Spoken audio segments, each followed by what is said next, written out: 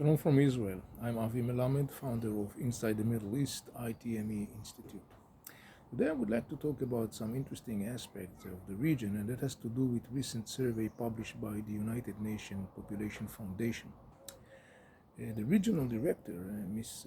Laila Bakr, published an article referring to the finding of this survey, and the most significant one is the fact that there is a clear trend or tendency of declining of fertility rates within Arab societies.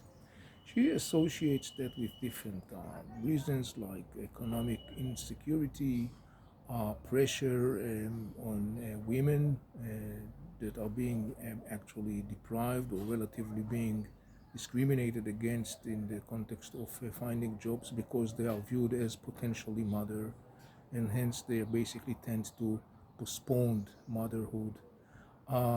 Another thing that she indicates is a significant traditional pressure, societal and traditional pressure on young people in the Arab world to get married, to have kids as soon as possible, and large number of kids.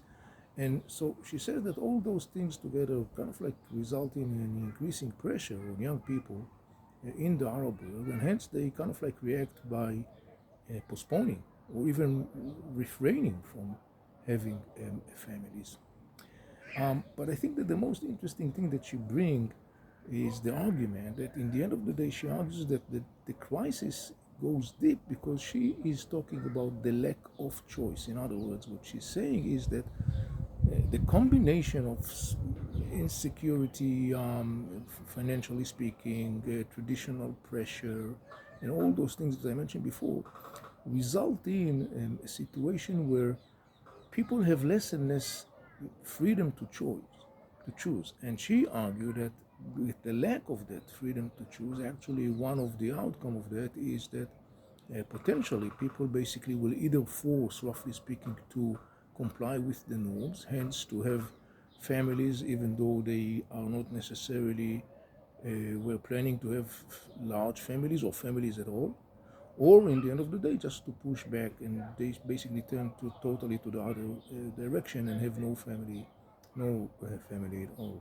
She indicated an interesting figure in the survey that about 27 to 30% of women that are already mothers claim that actually they did not plan to have so many kids.